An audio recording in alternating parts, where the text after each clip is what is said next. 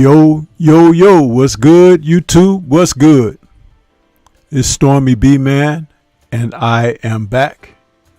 Welcoming you to Answering the Bell with Stormybman for this Sunday, September 25th, 2022. This is number 55 in a series of call-ins, and we are here once again to talk about our beloved sport of boxing. What has transpired, what's on the horizon, what we're currently thinking and feeling about the sport. And I want to say great, happy Sunday to you all. It's a beautiful day, and we are here hopefully to have a great show and enjoy the positive vibes that we can channel through one another through this experience. I'm gonna start off immediately with acknowledgments of who's out there. I see we had the brother Dr. Mark out there, Flawless Mentality. We got Jose Diaz in the building. Shawa Allah's out there. Picasso in the building. Bolts UK back in the house. And right now, that's pretty much those who are here, and the rest are just kind of greeting one another. I welcome all of you this morning. It's great to be here. We had an exciting fight card yesterday where we had heavyweights once again entertaining us. Salute to Lala D out there. I see you, sister. Great to see the heavyweights doing their thing, huh? It's always great to see the heavyweights, man, because it has often been said throughout boxing and boxing's history that as so goes the heavyweights, the rest of boxing usually falls right in line. And what that's supposed to mean is that as long as the heavyweight division is rolling along in a positive manner, the rest of the boxing world usually takes note of that, and they put forth the effort of towing the line. But you know that we've had some questionable circumstances regarding the heavyweights through the last few years. And even going back to the Klitschko era, people were not very happy with Klitschko and his brother, Vitaly, and their run in the heavyweight division. It wasn't as entertaining as most would hope. And a lot of times they fought their fights in their home country, and it wasn't exciting. So a change was welcome, and thus it has been. Signature Sounds, I see you out there. Welcome. Dwayne Jones saying bless up from the mighty ATL. Yeah. So good to see all of you out here this morning. Don't forget to smash that like button as you come into the building. Yeah.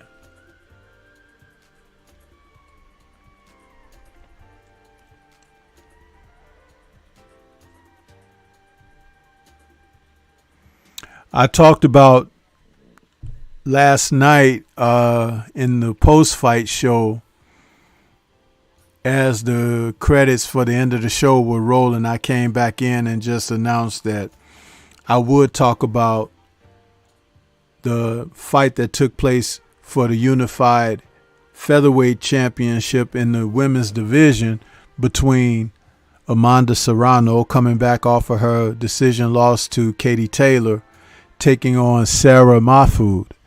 And we will talk about that this morning. You know what I mean? So I want everybody to know that, because I didn't want to just keep people up, later than necessary with an extended post-fight show, knowing that we had an exciting end to that card. And I'm, like I say all the time, I'm always thinking of you guys. So I spoke about the main event fight because it was exciting enough to, put that energy out there like that. But to not forget about, that I realized that there were at least another significant fight on that card. So that's why, when you save some for later, huh? It's not leftovers. You know what I mean? It's just left to the side so we can have a little, dive into it. That's what that's all about. Yeah. Antonio MMA, I see you out there, brother. Salute to you as well. So.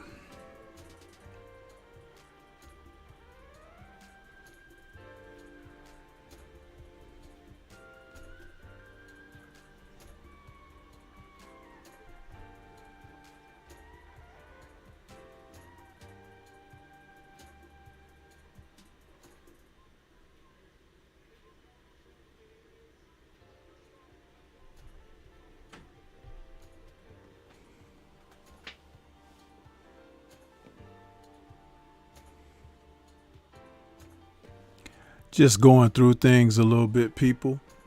Making sure everything is all set and ready to roll.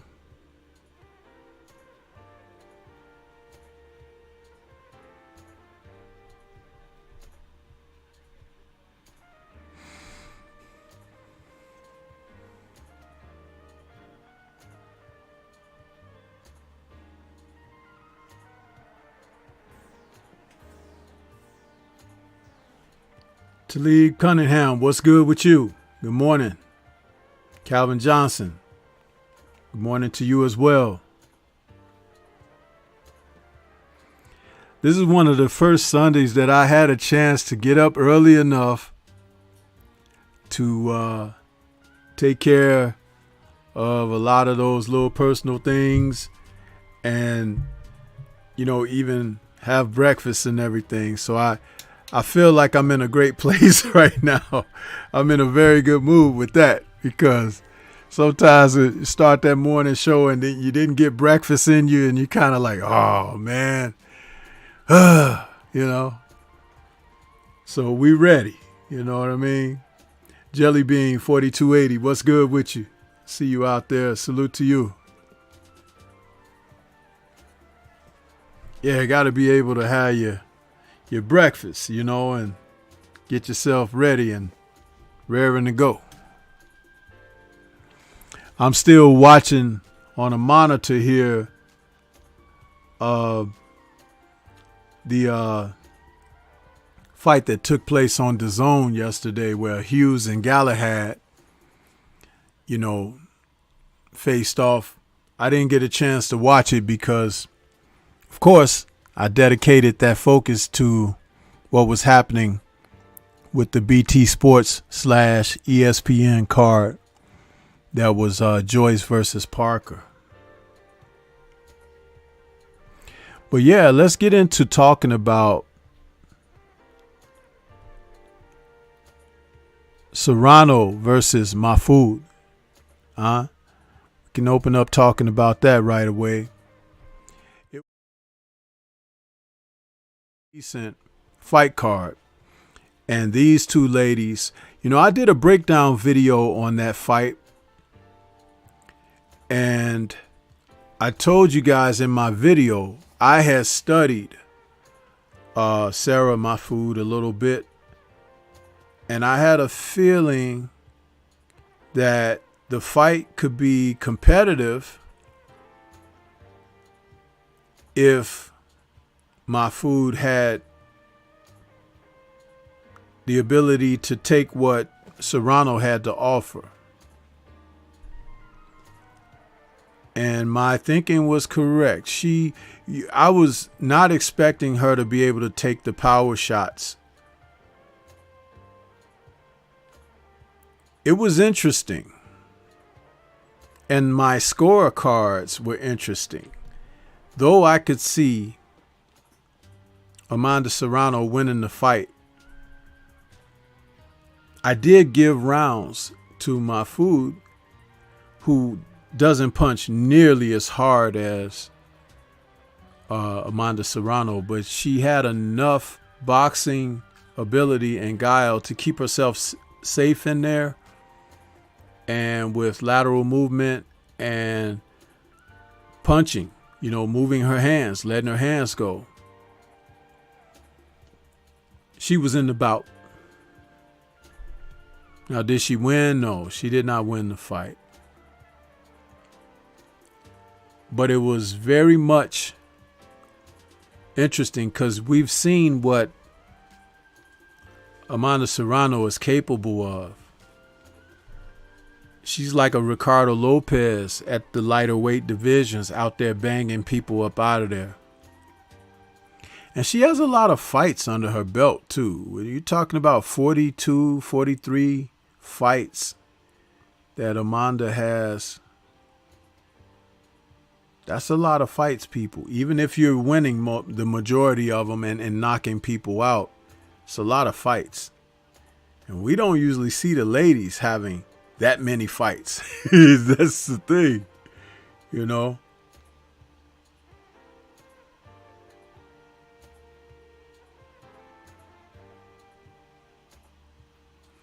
Oh, Picasso, is that right? Antonio MMA, you had a victory in a bout recently, man. Congratulations, brother. Shout out to Antonio MMA. You see, watching Stormybman content helps you out a little bit sometimes, don't it? Yeah, it makes you think. It keeps you sharp, especially if you're here for the right reasons. We know that there's a lot of people here for the wrong reasons. And I don't care. I don't really care about that. But salute to the brother, Antonio MMA. See, we got fighters out here too, man. People that go upside your head. So don't be out here trying to talk stuff in the chat, man. You know what I mean? You might get slammed or something, or a good right hand on the chin, left hook or something like that. Set you straight. Huh? That's right, Antonio. Protect that dome, huh? That's the most important. Your brain, huh? If the brain don't function, bro, you're finished, huh? So why not protect the head?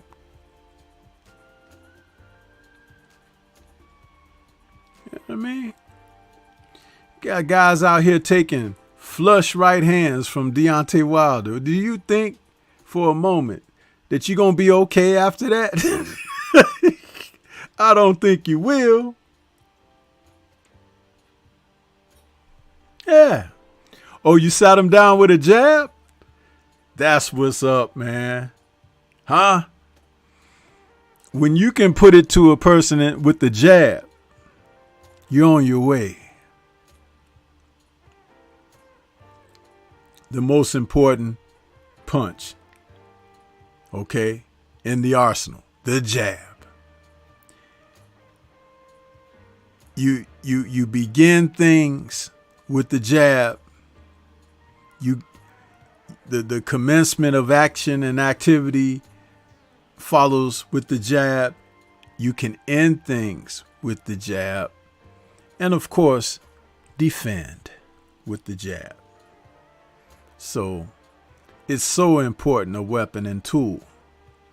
And I like to say tool more than weapon because of the variations in how you can utilize it. Yeah.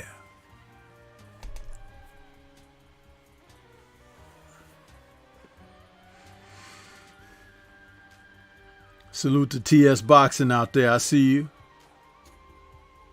Antonio says, Sensei, this show helped me with everything mentally. I asked how to deal with the emotions earlier in camp, and you said, get out of my feelings, and I did so. Hey! Thank you for taking the advice, Antonio, because remember, sometimes even the way that I articulate or communicate what I'm saying. And I would talk to you and the people here in the chat and everything, just like I would talk to the guys in the gym. And sometimes that's kind of rough.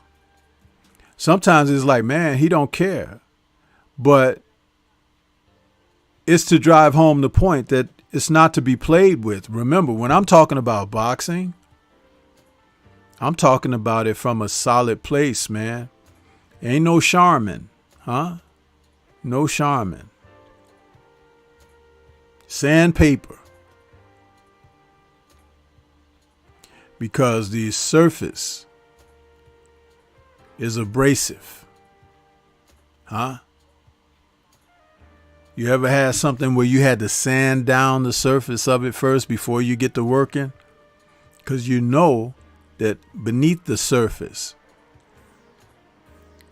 that's where the softness is. That's where, so you have to understand these things.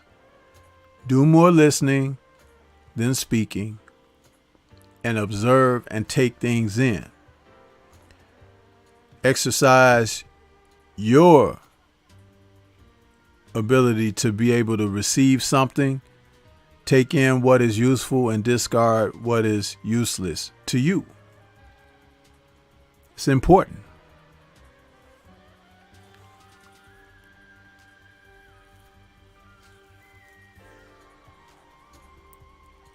He says, I have all the footage. I was fainting him into oblivion, and he was just sat down by the jab and southpaw uppercut. Yes, sensei, it was a defensive jab. Caught him coming in. See, listen, show is over. I could go home. I'm at home, but it's like we can fold the tent now and just leave that statement up there for the rest of y'all. How many times have I spoke of this? Huh?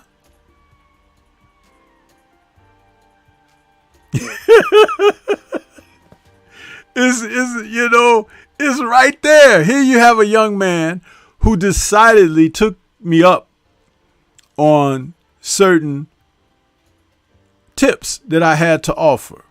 Huh? Now, I know a lot of people out here, they question things.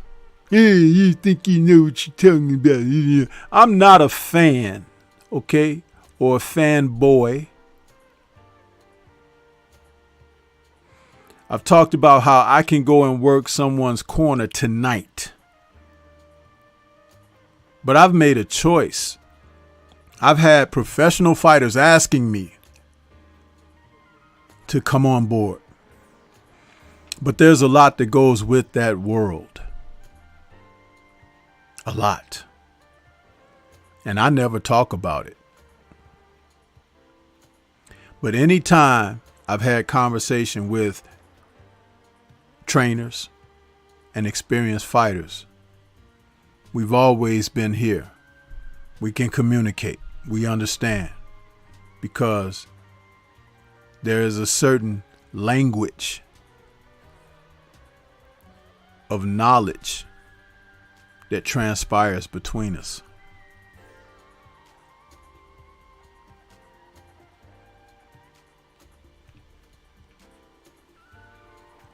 That's important.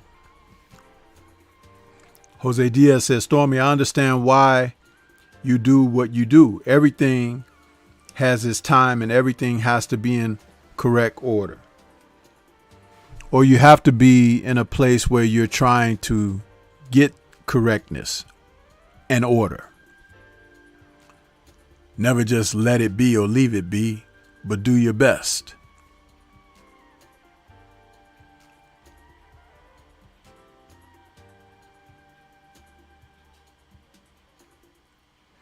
Antonio says at Lala D, it's only the beginning. Sensei knows exactly what he's talking about. This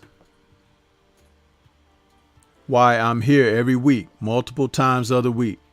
I appreciate that, brother. I really do. I really do.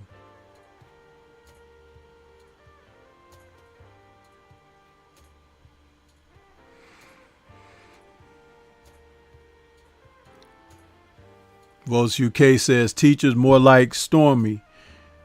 You're one of the very, very few on YouTube. Antonio saying, nah, everything Stormybman says is golden. I had an MMA fight, but the mental part and the striking brain of yours, Sensei, it can't be denied. It was the basics, and a bunch of body shots got this done. What I like is for you to test what I have to offer. And in this case, we can speak on Antonio being the subject here, saying that he did. And he had success on that. Now, understand how that works. When you take what a professor, a teacher, an instructor, a mentor has to offer to heart and try to invoke that into your process, and you have success behind it, you gain confidence to be able to go forward even more so, because seeing the success, you understand how it comes about. So now you're ready to add another log on the fire to keep the fire going.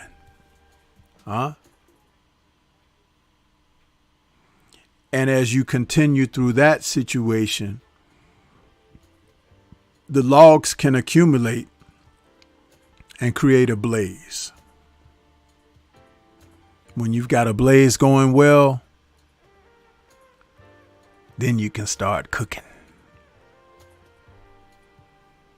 It's a natural transitional process.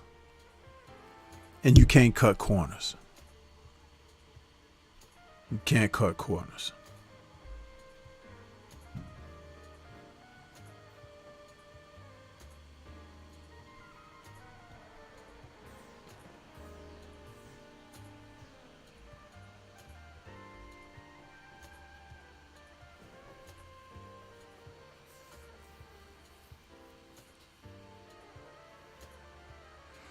Very proud of you, Antonio MMA. Very proud for your success.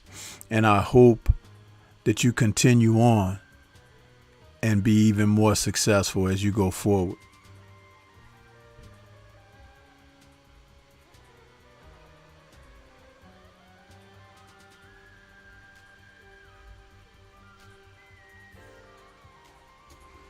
Signature Sounds, what's good with you?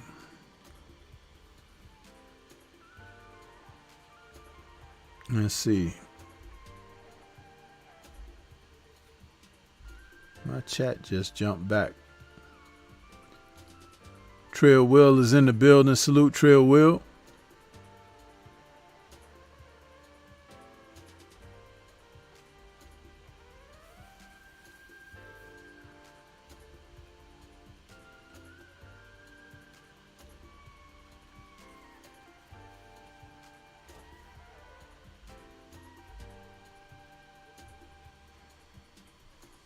So, getting back to Serrano and my food.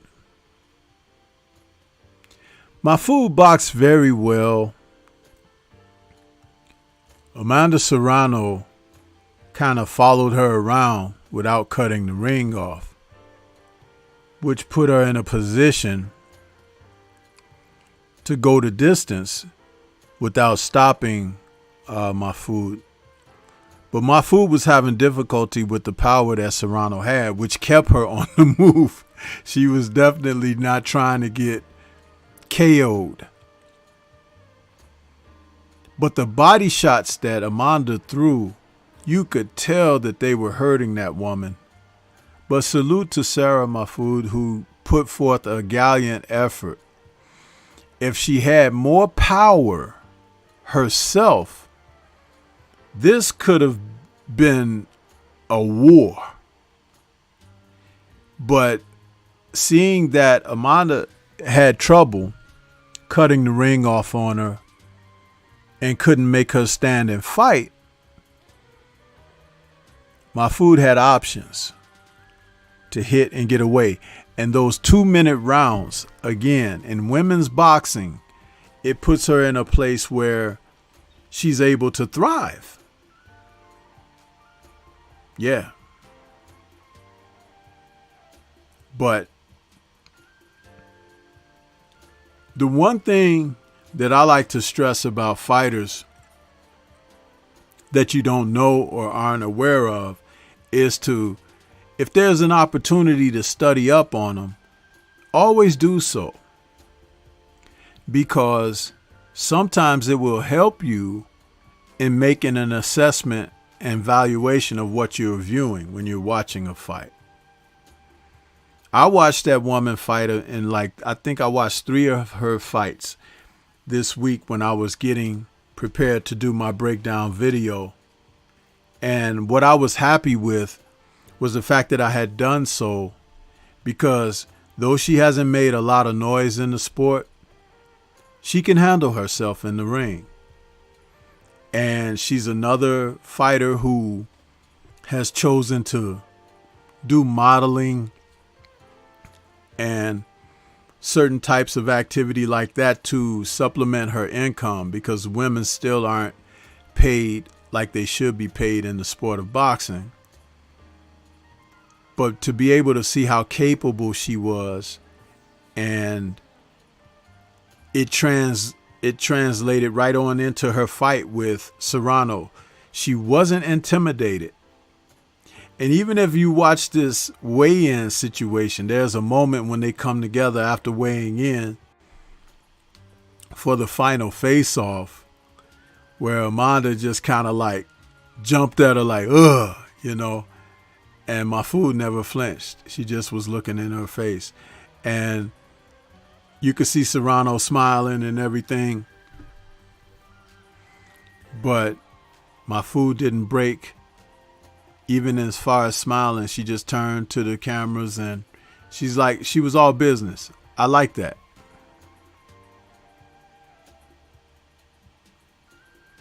Sometimes you just don't know. It's why you have to look into it. And as I've stressed so many occasions, you know, love the sport, not the individuals. If you allow yourself to love the sport, then you want the sport to be in a great place. And you can feel good about those who perform in the sport. You can feel much better about them. That's important.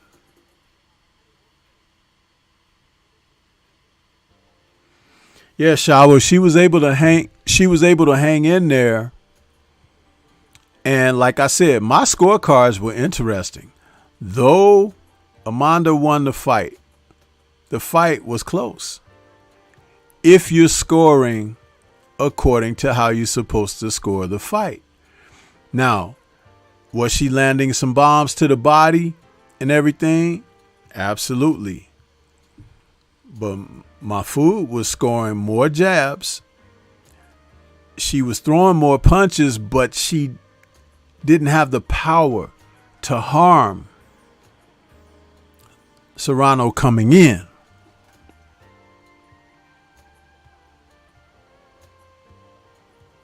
You have to pay attention to both sides.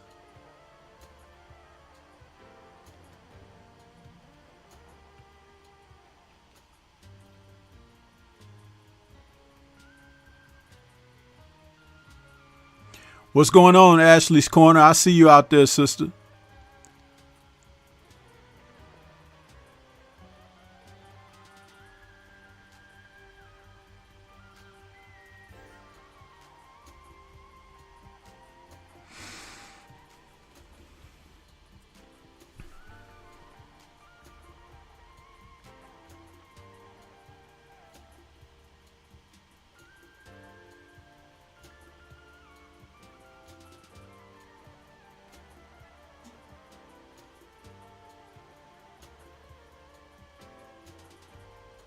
$704 Joe fell into the building. What's good with you, 704?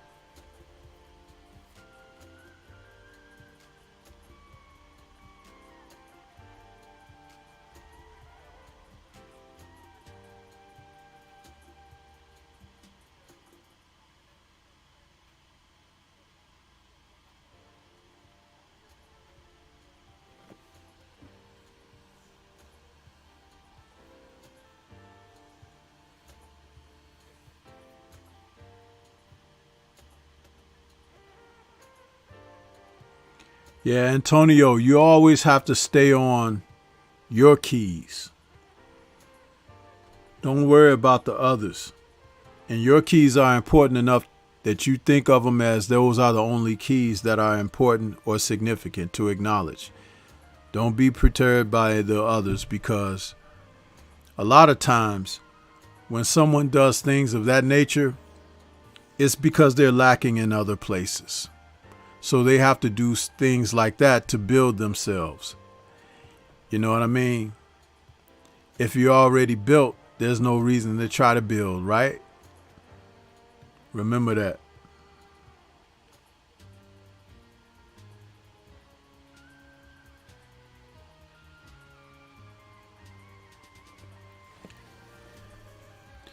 Jared 011 Green, what's good with you? Good to see you out there, brother.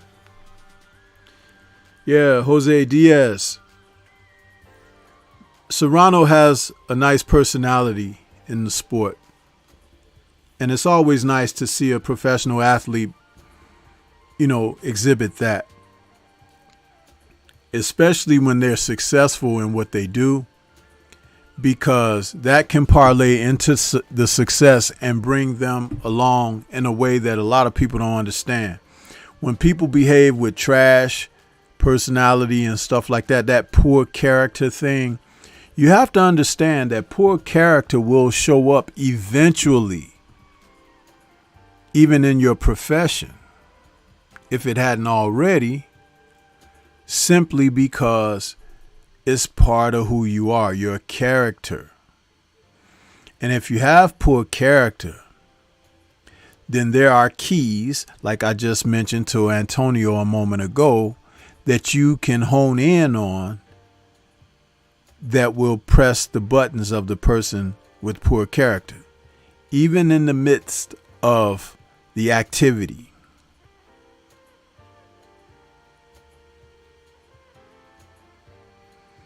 When you're solid, you're solid.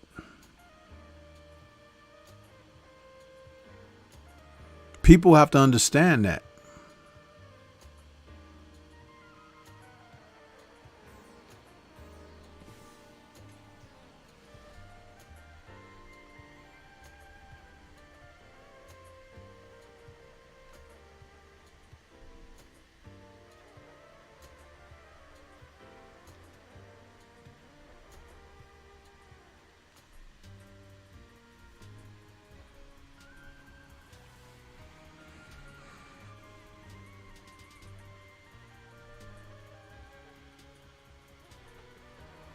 You guys see my shirt I'm wearing today? Surprised ain't nobody in the chat said nothing.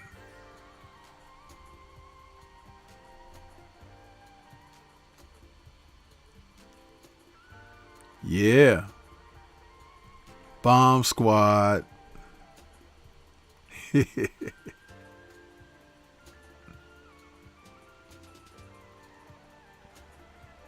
Bomb Squad.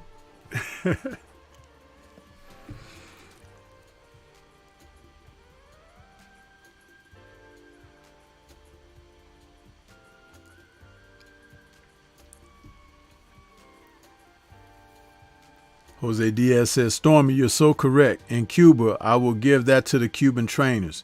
You act stupid, get the hell out of my gym. Yeah. Oshawa, you said you can't see it? Can't see that right there? You can't see that emblem right there? Huh? Yeah.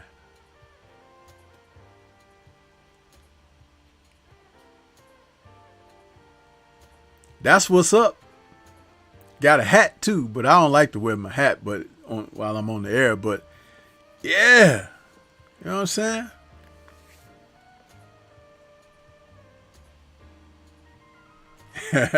Ashley says, I see you.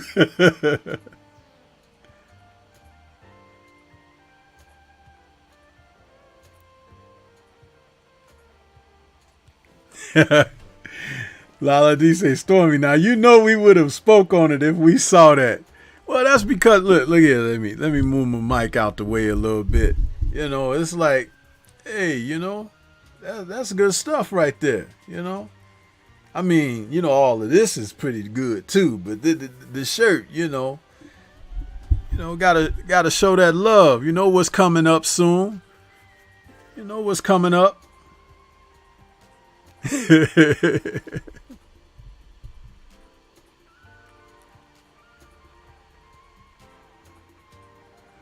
Yeah, but I'm gonna get ready to open up those phone lines, man, so people can call in and have a discussion. Yeah.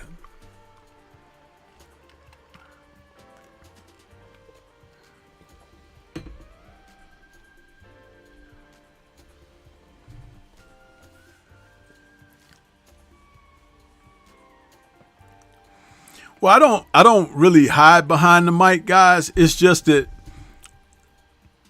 with my space that I have here is limited. There was a time when I didn't have my mic on cam at all. It was just off to the side. But I found out by keeping it right and close in front of me that my projection doesn't have to be as loud or whatever because I've got the mic right in front of me. But you know, I ain't you know, shame or nothing like that. You know what I mean? It's a lot more ugly dudes on cam than me, huh? So I ain't worried about that. A lot. Look at this dude. Look at this dude. He can't write and say good morning in the chat, but he want to be the first caller. What's going on, K-Rod? What's happening with you? Hey, what's up, man? What's happening? You got a lot of background going on, bruh. A lot of background. It's a lot of feedback. Can you hear me? Yes. Yeah. I just wanted to call just to, say, like a couple things, and then I'll get out of here. Okay.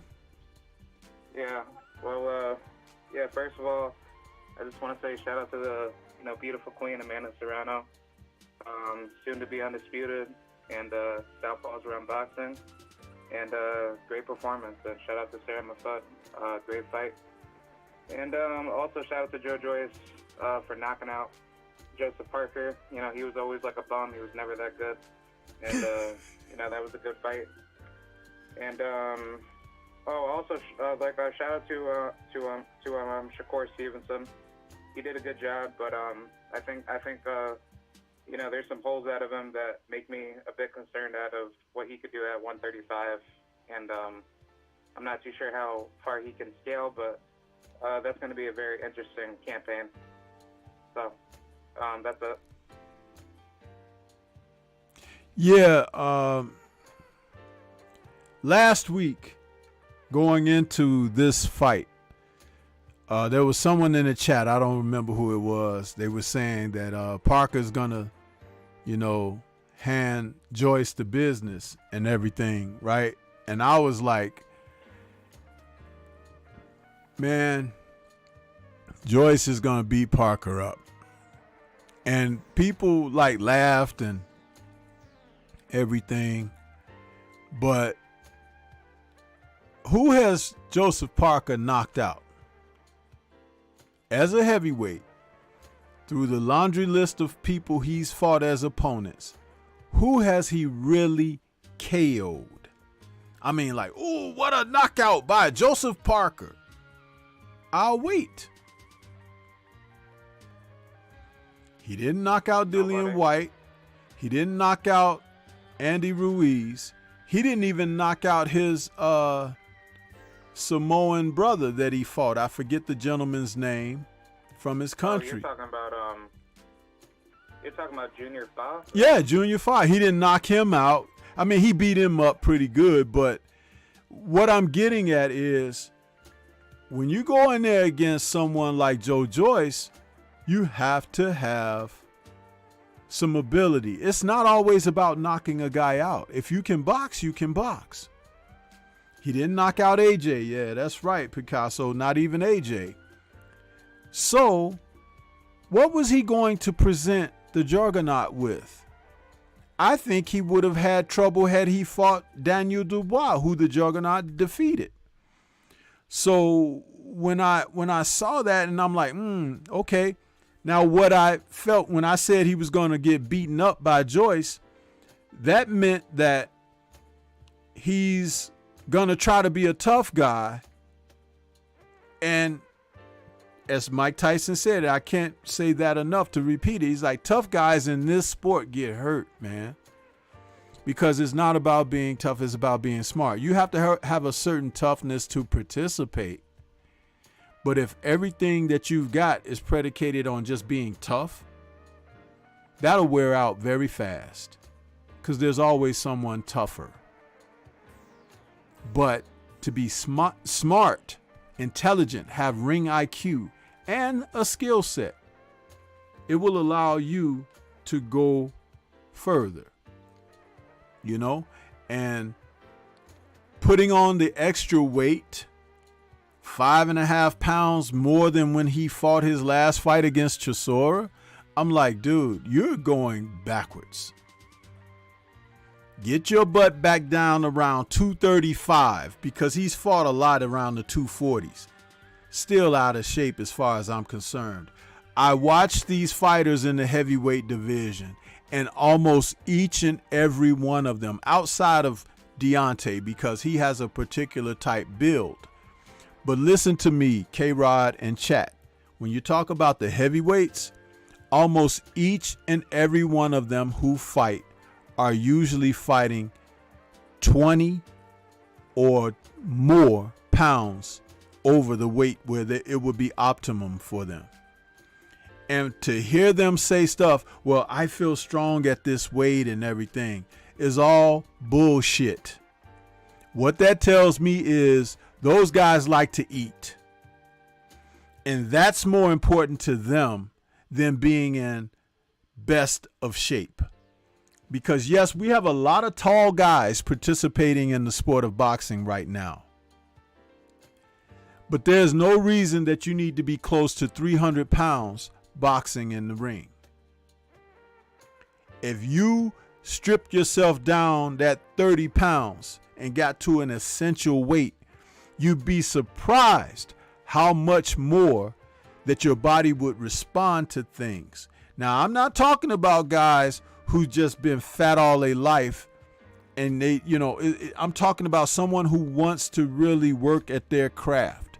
How many fighters have we seen that were basically walking around 200 pounds or 200 plus, and they've cut themselves down to 168 or 160 and sometimes 147 or 154? Because Sean Porter is a guy like that. You know what I mean? Tim Bradley is a guy like that. James Toney was a guy like that. So it's like, remember, a fighter's lifestyle isn't running around with your bling and your material possessions and everything.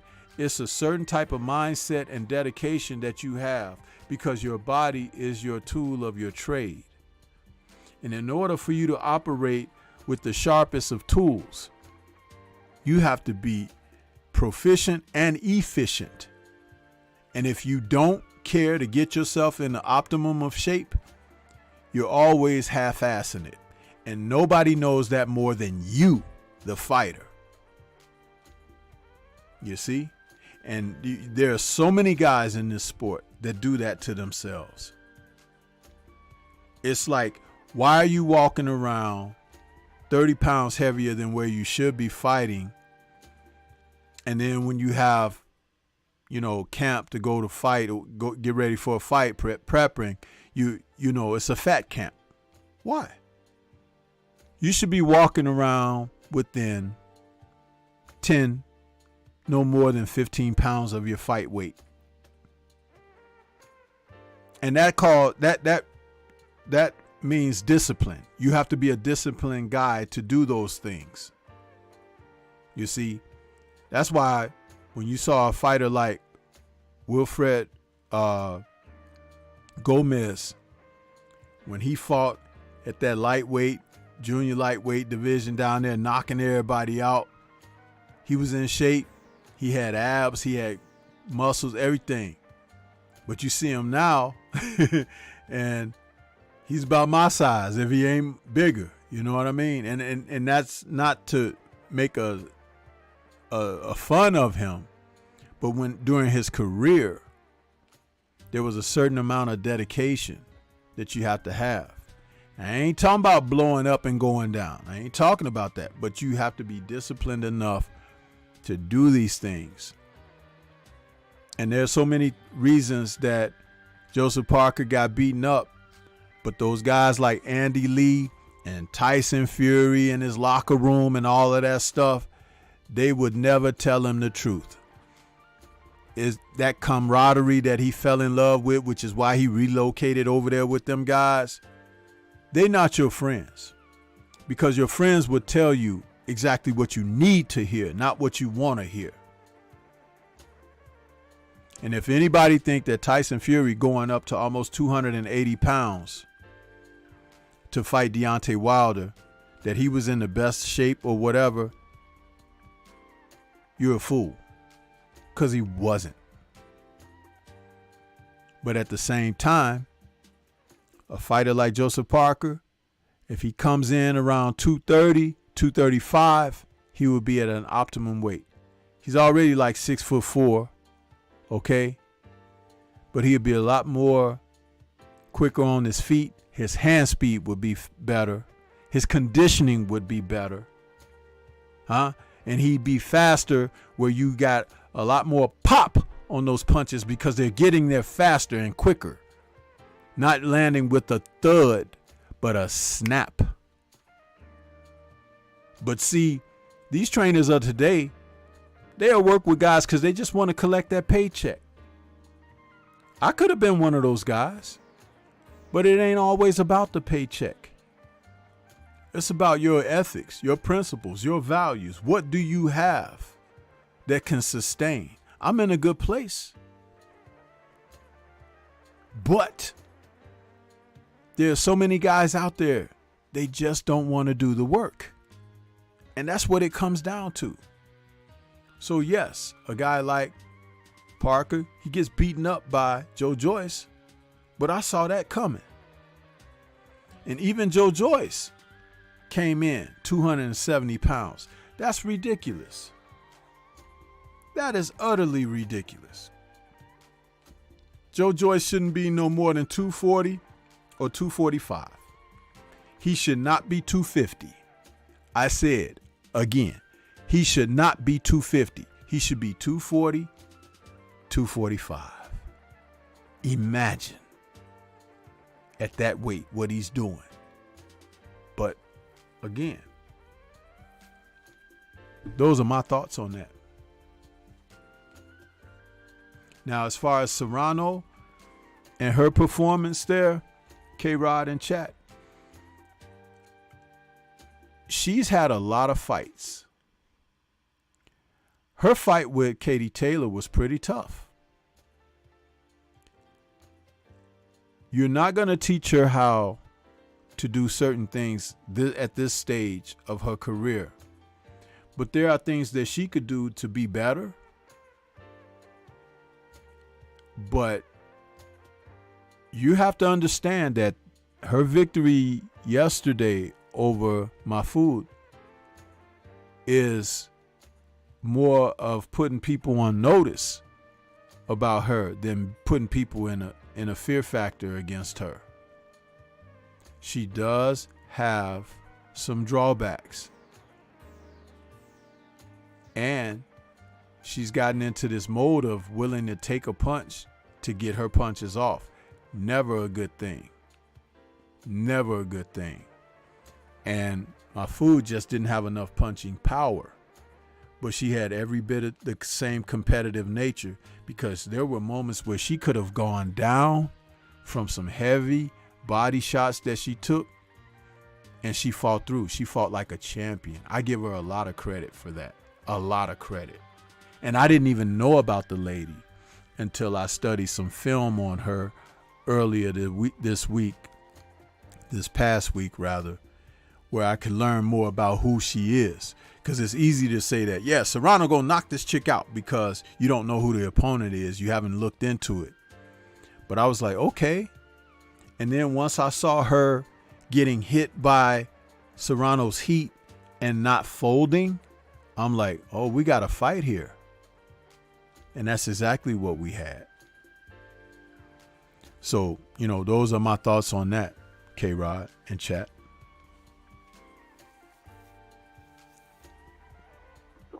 Yeah, either way, like, I'll talk about, like, Amanda first. Like, she does have some flaws, but I think at this point of her career, she's just trying to, go for, the ultimate goal of achieving undisputed. So even though, based off of her fight with Mahfoud, I think she was only fighting that way because she didn't respect, Mahfoud's power.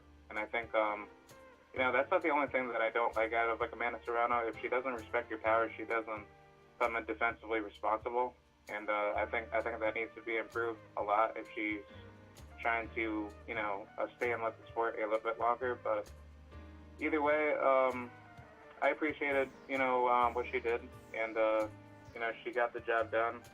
She just needs to work on, like, a couple tweaks, and I think she would definitely fight way better because I like her style a lot. She has similarities with Errol Spence in a way, but the thing is just that whenever she does get tired, she does end up fighting flat-footed, just trying to go for those heavy loaded power shots. So I think if she started investing more to the body and stopped headhunting, that would serve her like a lot better. And those type of nip and tuck, in the pocket fighting situations. And as for Joseph Parker and Joe Joyce, I definitely agree. I think heavyweights need to start being more athletically conditioned more, because I'm starting to see that more heavyweights don't care about being physically, in shape in a fight, and I think that's where, you end up seeing heavyweights get knocked out a lot easier if they're not in shape. And what I've seen out of Joseph Parker was just that when you don't take care of your body, you're going to end up getting hurt very bad. And I think Parker and Joyce pretty much show that no matter how big and strong you are, that doesn't mean that you're going to end up beating, the other guy easier. And, that's very similar in wrestling and MMA, because, you can't just walk into, a match thinking that you're going to just pin the guy or, take down the fighter to beat him up on the ground. Everything takes technicality and skill and ring IQ too. So I think with Parker and Joyce, I never really thought of them to be super duper good fighters, but just based off of the level of irresponsibility of not being physically in shape at this stage of their careers, pretty much show that they're heavily flawed fighters. And the heavyweight division needs to fix up on having more heavyweights that are more athletically gifted rather than heavyweights that just come in with power just to think that all they need to do is be perfect for 1 second just to get a good shot on to win their fights. Well, think of it like this. If the trainers aren't demanding it of the fighters are not going to do it. It's a discipline, bruh. It's a discipline. I was just going over my circumstances personally about my eating habits and everything. I've lost a lot of weight over the last 6 to 8 months, right? And I'm looking at things of what I like to eat as opposed to what I want to eat and things of that nature. And I'm saying to myself, the only one can get this done is me. You know what I mean? I can make excuses that it doesn't happen, but at the same time, I feel much better about having the success. You know what I mean? And that's important to me. So I have to grab the bull by the horns and be proactive in that. I want to say salute to Big Dog Willie out there in that super chat, who comes in here once again, F plus, get to the back of the class, Big Dog Willie, asking about Mayweather. I appreciate your super chat, but if you don't know me by now, you should know me by now. Huh? Don't nobody give a damn about Floyd Mayweather over here. Why are you coming in here asking about this man, and we're talking about these other fighters and, you know, what they've accomplished and everything in a damn good fight? I don't fucking care. Really? Man, I thought... Really? I don't fucking care.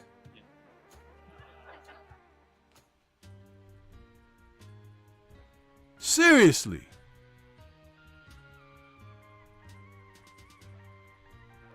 I don't fucking care.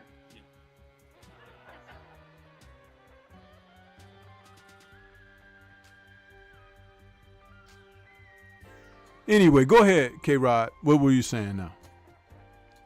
No, I was just gonna add on top of that, like, you know, like you definitely made a good point with that. Like, I think a lot of trainers are just not as good as they portray themselves to be. Like, I just think that, you know, with today's market of boxing trainers, I don't know if you can agree. I think a lot of them focus too much on the, I guess like the, you know, the strength and conditioning of a fighter to certain degrees, just to make them look good for what they can possess, you know, in their talents, but they don't focus on the technicality and the fundamentals. And I think that's why, you know, some of these fighters, you know, are the way they are because, you know, they don't, you know, tune into a different gear in training. And I think that's what, you know, really ends up, you know, becoming like a skill breaker in talent, you know, like in a where like you see certain fighters beat other fighters because, you know, the training camp, you know, between both teams are different in, you know, how they present their, you know, skill of methodology, like, you know, to their own fighters on, you know, how to win their upcoming fights. Yeah, and the whole thing too is like to get the optimum, you know, it's about removing the inessentials. If you're walking around, I'm only talking about heavyweights right now. If you're walking around, you're a heavyweight, you're 6'4", 6'5", and your walking around weight is 260 pounds. I'm going to tell you to get down to about 228. Yeah. And most of them would buck and be like, man, you crazy. That's too light. But remember, living the lifestyle of a fighter, you have to do the things that you don't want to do. That's one of the major things. And once you're successful in doing that, then you can do other things. You can receive your lessons. You can receive the coaching. You can receive the game plans. You can begin to execute what you want to do because you've already made a sacrifice. What do you think that Andy Ruiz Jr. is sacrificing coming in at 249 to 255 pounds? What is he really sacrificing when he's walking around probably at 260 plus pounds anyway? He said, oh, I don't feel strong. When I got down to 230 plus pounds, I didn't feel strong. That's because you didn't have no hot wings in your hand, huh? You had real weights and gloves and everything. It's like you're working here. You're putting in some damn work. It's supposed to be difficult. It's supposed to be a sweat. And if you don't do that, you're not going to get the optimum results. You're not. Anthony Joshua has lost a lot of that muscle mass that he put on, but he's still too heavy. Still too heavy. Still too heavy. But these trainers of today, it's crazy. No, Ghost, he doesn't have to be a cruiserweight. Andy doesn't have to be a cruiserweight. Andy would set the heavyweight division on fire if he got down to 220, 225 pounds. Because he's a heavyweight, definitely. He's not a cruiserweight. But again, if you can't see these things, Evander Holyfield, when he moved up from cruiserweight to heavyweight, most of the time fought under 210 pounds. It was right around 205, 208, something like that. Couple times he went a little higher. He went up to 212 against Alex Stewart the first time. And I think against Alex Stewart the second time, he went up to 218, something like that. But Evander typically, when he was on 208, just 210 or under, he was at his best. And then he got into that mode of putting on a little extra. And that began that whole thing, because guess what? The road work stopped and stuff like that. You can't be that guy. You can't.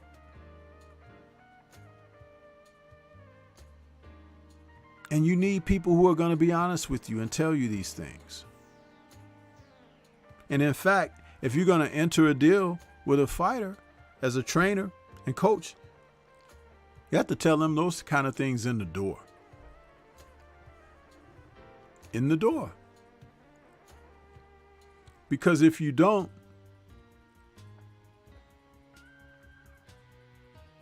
you're not going to be operating at your optimum.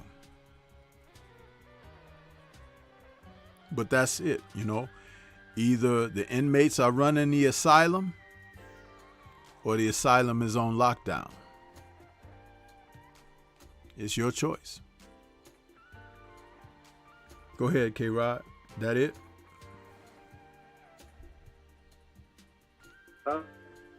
Yeah, like, I agree.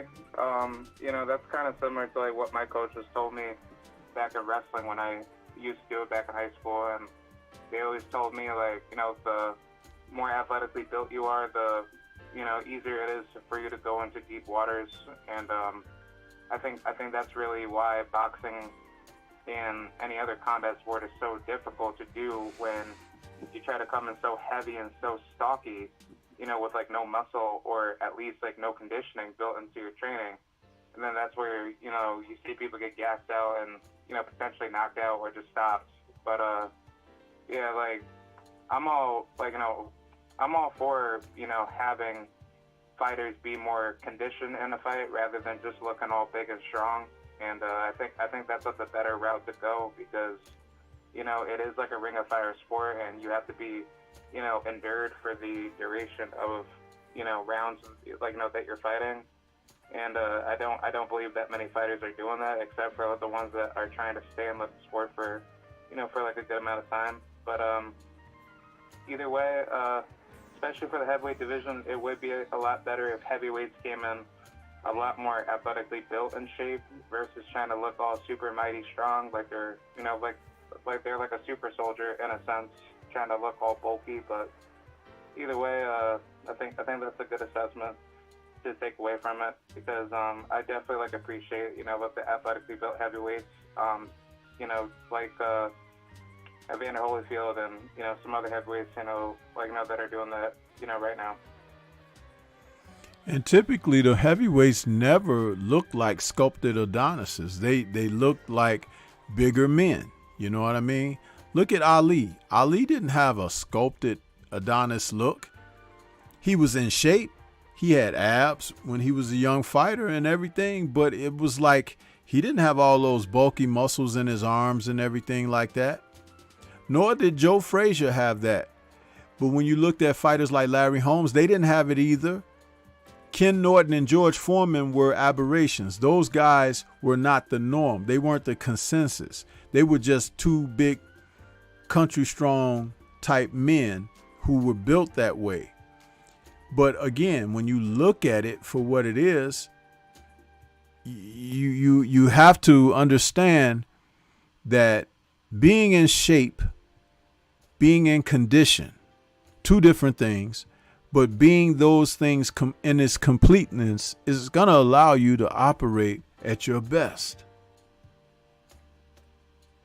It's going to allow you to operate at your best. Anything less than that will keep you out of that kind of consideration.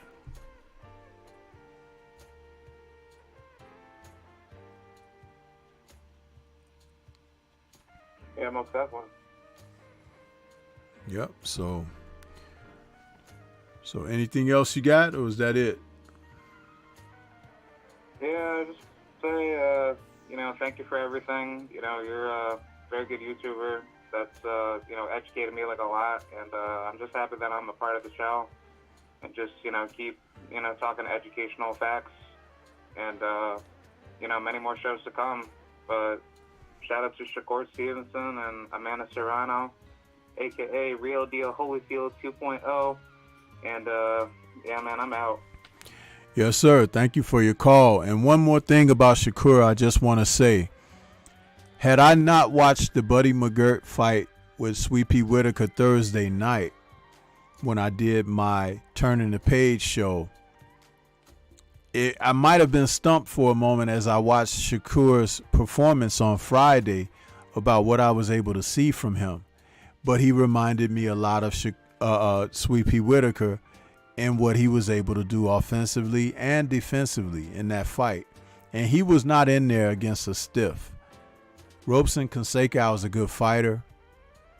More and more information has come out about him, his past, the Olympics, and things of that nature, because a lot of times they don't want you to know certain stories about certain fighters because they're always too busy building up the house fighter or who's in the house or whatever. I don't think that was the case for Shakur, because Shakur is a fighter that we know his story. It's just that they haven't gone out of their way to tell you much about his opponent. And had they built Fonseca up properly, it would have been more respect on Shakur's victory. But I'll tell you this, K-Rod and chat, think of it like this. If they built him up the way he was supposed to be built up as a guy who really should have been a champion because of the Valdez experience, right? Then they have to acknowledge the corruption in what they've been doing prior to. Just let me leave you with that. Yep, agreed. Yeah, because you can't have one without the other. Valdez did not earn that victory over him during the fight. He should not have been able to fight with the titles available the night that fight took place because he popped dirty for PEDs. He lied about the PEDs. He should have been suspended and at least the title vacated on his behalf. He shouldn't have been able to defend it, but if he lost the fight, it should have gone to Fonseca. But even in that situation, Fonseca defeated that man, and they still gave the fight to Valdez because the following week he had a statue ceremony in his hometown that they just didn't want to taint that ceremony with a loss. These people are so freaking corrupt. It is unbelievable. And they need to knock this mess off. And more fighters, trainers, managers need to speak the truth about these things when they happen. Let us all never forget what happened with Micah Fox, huh?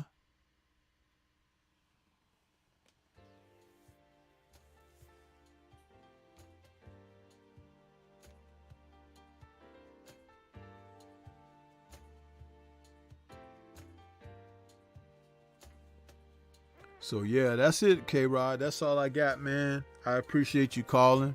Don't be a stranger. Make sure you call in again, bro. I appreciate you, man. Yep, I appreciate Stormy. And like to thank you for the conversation. And I'll talk with you next week. Yes, sir. Take care. All right. See. Peace. Yeah. See, the one thing about the call-ins that it can drive boxing conversation forward. Sometimes you even talk about things that you weren't, necessarily headed toward speaking on. But these things have to be touched upon.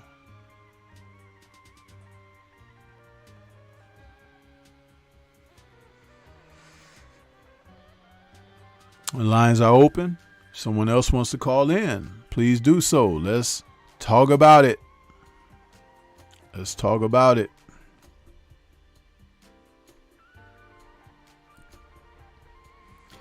We got the fight between Deontay Wilder and Robert Helenius coming up October 15th. We've got other fights on that date as well.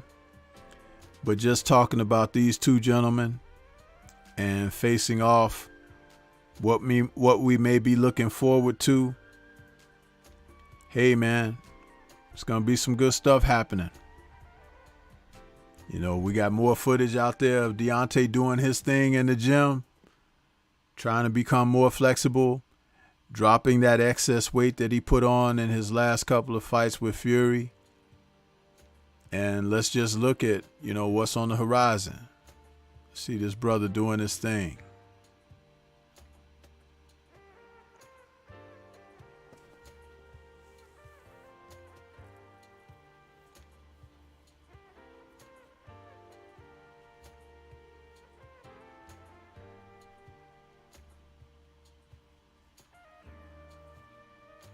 Salute to JC out there. I see you, bro.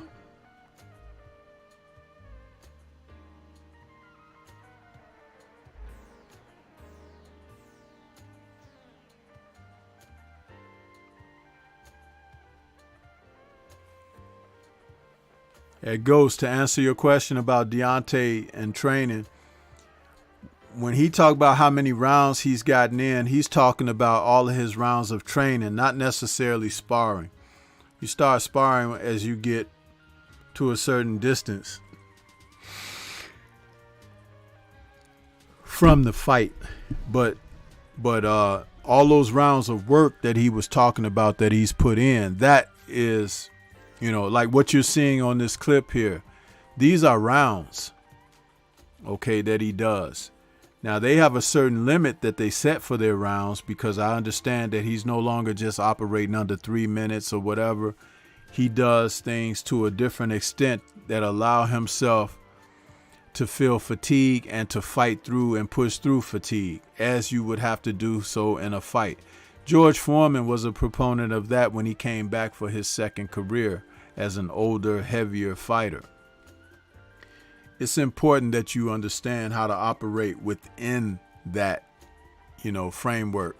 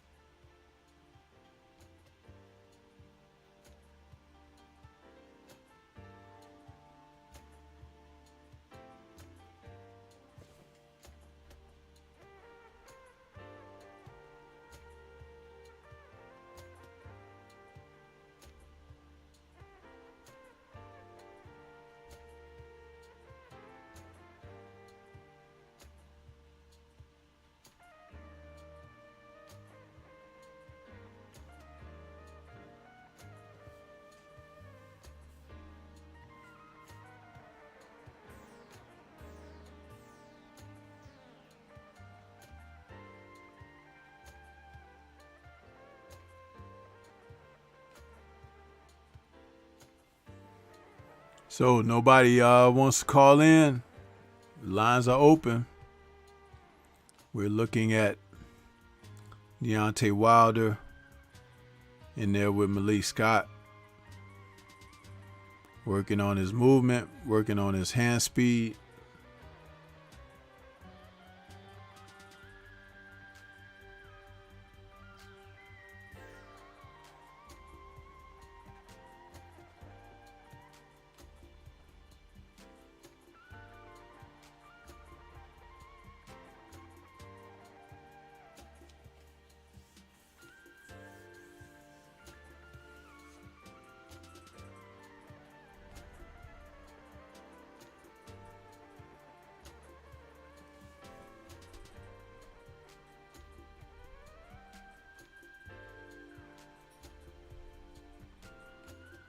The other fight they're going to have on that day, it has been moved. I wish they didn't, change the date. They would have just let these ladies go ahead and fight, but they didn't.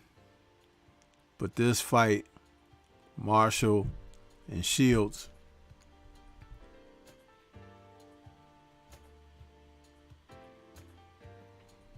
man, but hey, when you see this stuff, man, you have to talk about it. You know what I mean? You watch the GWOAT do her thing.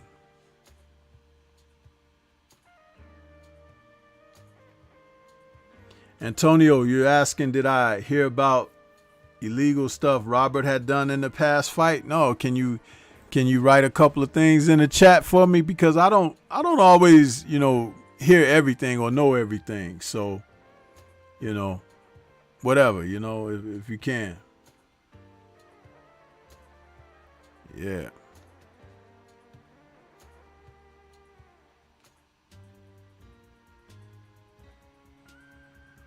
Dead Game Boxing, what's good with you? JC says he's too shy. One day. You ain't shy. Y'all ain't shy to be coming. When you see Lala D and Ashley's Corner and Kwee, all the ladies out there, Tay in the chat, y'all be, I talked about this last week. Y'all see them. Oh, hey, here I am, unzipping your pants and everything. It's like, where you shy at, huh?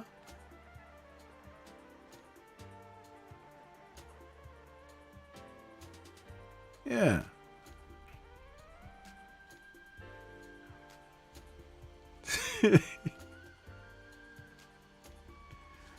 You don't be shy. You don't be shy at those times.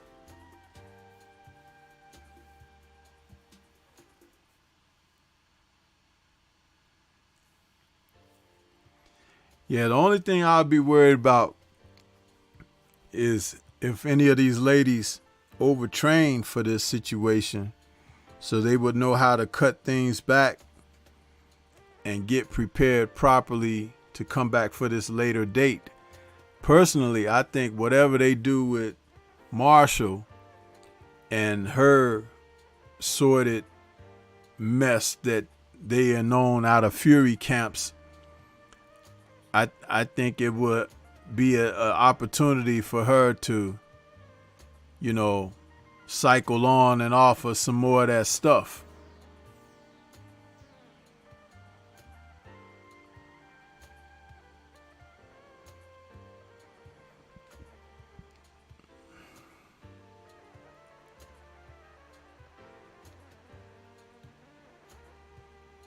Now, see, if I was working in the gym with Clarissa, y'all see what she's doing right now? See her throwing that uppercut? Now, I don't know where John David is. He might be right outside the ring watching her, right? But when she throws that uppercut,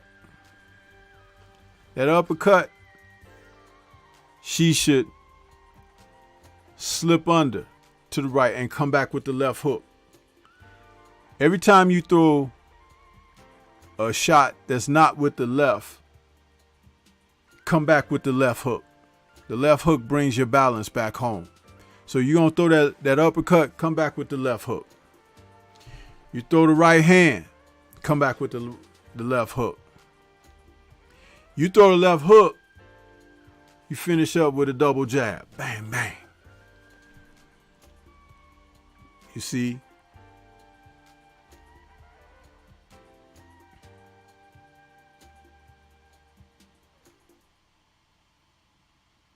She throwing that uppercut. Come back with that left hook off that uppercut.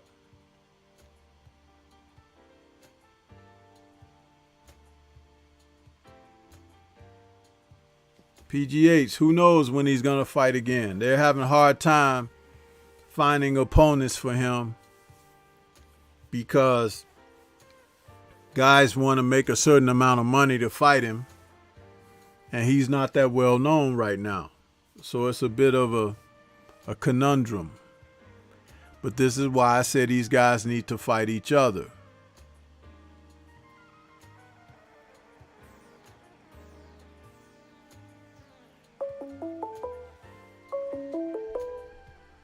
Let's see here.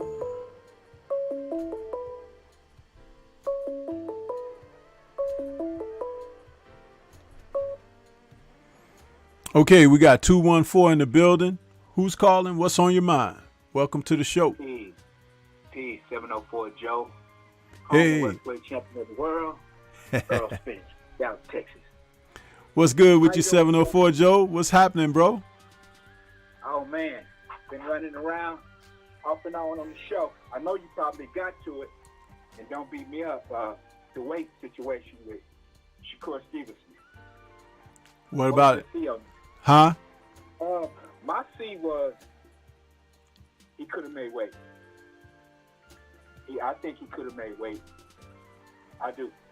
But I think he said, F it, you know. This is my last fight. You know, if I don't make weight, I don't make weight. But he should have been a professional and made weight. That's how I see it. Well, the only one who really knows is himself. Right.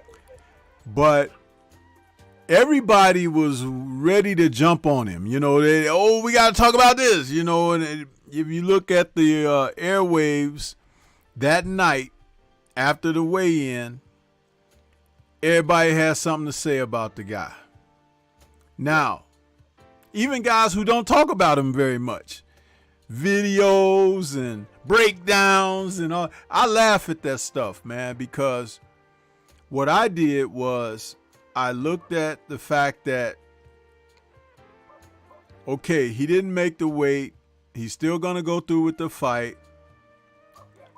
I listened to his comments and everything, and I said that I was going to wait until I saw the fight and his performance. Because one key factor that I paid attention to, and I spoke about this before the weigh-in, was that he was having a homecoming fight.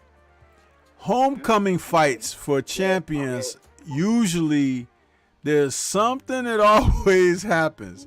It don't necessarily have to mean that the home fighter loses, but it can end up being a more difficult performance or struggle, you know, than it was anticipated to be, and things of that nature. And this particular opponent in Consequal was not a pushover. So it's like, So I wanted to wait until the fight took place, and then just like I did in my post-fight / Friday night chop session after the fight, I was able to give a complete assessment, having allowed everything to settle. Now, there's a probability that he knew that the weight was going to be tough, and he had already announced that he had a big announcement for after the fight. And I believe that the big announcement was going to be no more 130. He was going to move on up. And this forced that hand. When he spoke about his urine and the color, discoloration of it, and how he was feeling, when he said those things, it put me on to something that he's aware of with his own body. Right. Now, you have to understand, the fight took place. He was successful. He won the fight. Look at who went to the hospital after the fight. Consequal. They had to give him IV in the dressing room. And this was all while I was live on my show. The fight had just ended. I went live. And I'm like, I asked somebody in the chat, I said, can y'all, because I wasn't listening to the audio because I didn't want the audio over my live stream. So I'm like, can y'all tell me what they're doing with Consequal? And they was like, oh, they giving him an IV and they getting ready to take him to the hospital for dehydration. I'm like, oh, Shakur didn't go to the hospital. Yeah. You see what I'm trying to say? And right. Consequal came in at 129 point something. He didn't even hit 130. He came in a little under. He cut weight under the weight limit. So think about it in the terms of being a professional. yeah, Shakur kind of dropped the ball. You can't deny that or whatever, because he lost his titles on the scale. That's never a good thing. You don't want to lose your titles. Your titles are your bargaining chips. Okay? And he did do that. But also look at what he said. He said he was embarrassed. Okay? And he said that he understands his body. He just could not do it. And he didn't want to go for 2 hours and try to put himself through something to deplete himself even more. I have to respect that from him. And the fact that he acknowledged the embarrassment and everything means that he understands how things work. So what we have to look at is going forward that this is not a habitual thing.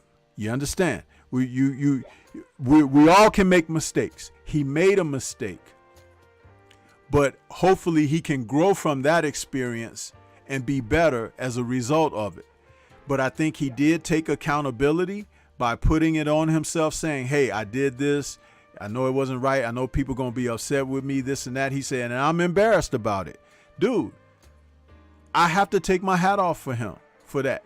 He didn't speak cockily about, well, forget the weight. You know, I'm a fighter. He didn't speak with bravado. He spoke with some type of humility in the situation. And that I can accept. That I can give him credit for and acknowledgement. So I am glad that I waited for everything to transpire and then be able to come back and make a full assessment like I'm doing now, kind of revisiting, because to jump or rush to judgment, sometimes we can be harsh. You know what I mean? Without having all of the information, without having a full scope of things. And I think that I allowed myself to experience that by being patient and just reserving until everything was over. Now, had he had been out partying and everything, because he in his hometown and y'all saw him at this place and that place and the other place, then you could go in on him in the way that some people already did. But he didn't do those things. And then on fight night, he performed out of sight, man. He fought like a champion. You understand? Conseco thought he was in there with a boy. But he found out that Shakur is a man. Yeah, with Shakur, I'm a big supporter of Shakur, but it seemed like it's some, I'm not saying he works hard. He works hard. It's obvious he works hard. But it seemed like it's some small discipline things going on with him. Maybe it's his diet. Maybe it's the company you keep. Especially one thing I took from you, everything you just said, fighting at home. Yeah. That situation. Situation. So he works hard. It's a little discipline thing going there, man. Of course. Because remember, I can still say this part, 704 Joe, check this out. Yeah. And I did say it earlier in the show. I don't know how long you've been listening, but earlier in the show, I talked about fighters making the optimum weight that they should fight at, and that they shouldn't be no more than 12 to 15 pounds over their fight weight walking around. That's discipline. You have to live the life of a fighter. In other words, if you got a 8 to 12 week camp coming up, but you normally walk around 12 to 15 pounds over what you fight at, then that camp is going to be you primarily focusing on what your game plan is going to be and everything. You're not worried about the weight, because the weight's going to come off. Yeah. But see, when you're 25 pounds or more over what you normally fight at, man, no, don't give me that. Do not give me that, because I know that I'm going to tell you something. If we're two elite fighters, but I'm a disciplined guy, I don't get more than 12, 13 pounds outside of my fight weight during my, my being active, an active fighter. So that's how I stay within that range. That means I I eat a strict diet and everything. I run every day and all of this stuff. So but I hear you struggling with your weight, and you might be moving up after this fight and everything. On fight night, guess what I'm gonna do? Yeah. I'm going for your body, bruh. Yeah. I'm gonna bang it all out of you, huh? I'm gonna bang it all out of you. And it's not gonna be like I come in wildly, but my whole objective is that, we're gonna be in there, and I'm gonna be shooting some shots, and then every time I get a chance, dig right into that gut. Dig into that gut. Dig into that gut. You know why? Because it's your problem, not mine. Right. See, this is what I talked about earlier when I talked about the fighters have to be smart, not tough. You're already showing that you're tough being a professional fighter. Now let's see how smart you are as a professional fighter. And guess what? If you're not staying within a decent amount of range to make the weight that you need to fight at, you're not that damn smart. Right. All right, Stormy, man, I'm cycling. Slow down to talk to you, man, and I'm just going to listen to the show. I enjoy the show, man. All right, man. I appreciate your call, brother. And be safe out there, okay? You too. All right. Peace. Yes, sir. That's 704 Joe in the building. Yeah.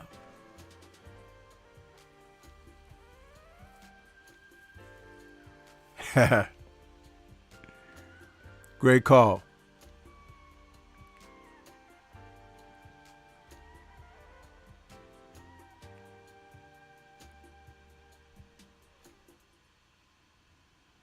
Yeah, John David got Clarissa working very well there, huh? You see these clips, people? I talk about this stuff, man.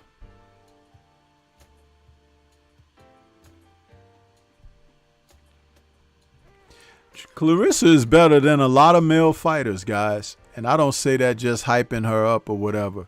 She has great work ethic. She has a highly competitive nature. She has spirit. And she's willing to try things to be the best that she can be. Can't do nothing but respect the young lady.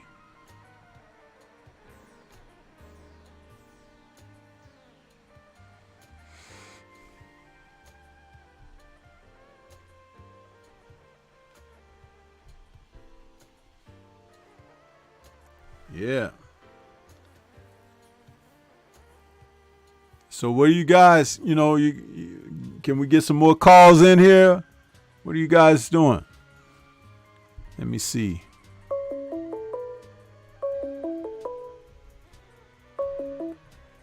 Okay, we got 706 in the building. Who's calling? What's on your mind? Welcome to the show. What up, Stormy and JT? How you doing, man? Hey, JC, what's good, man? The shy guy. What's happening with you? Hey, man, every time I watch your show, man, it's not really too many moments when I ain't crying laughing, man. I appreciate you for that. Hey, I'm going to make it quick, man, because I'm in the rut, but I did want to call in. Two things, man. Well, first, don't jump on me, but when I first used to listen to you, when I first subscribed to you, man, I loved your content, but there was situations when I used to always look at you side-eye because it was something that you always said, but you later came back and you explained it in a video, and it was the fact that we need to be more fans of the sports than the fighter. Well, when I came back, I used to be a fan, but more of a casual, and I got away from it for a while, like after my pops passed.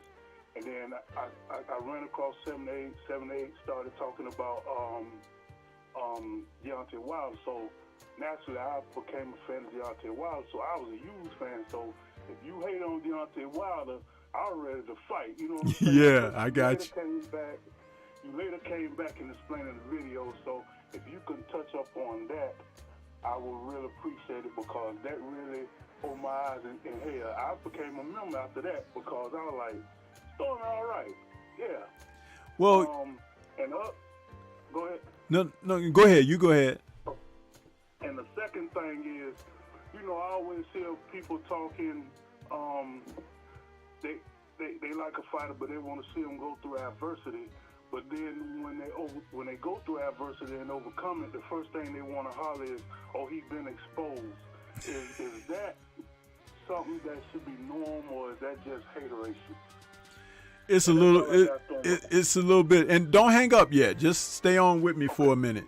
But this is the thing.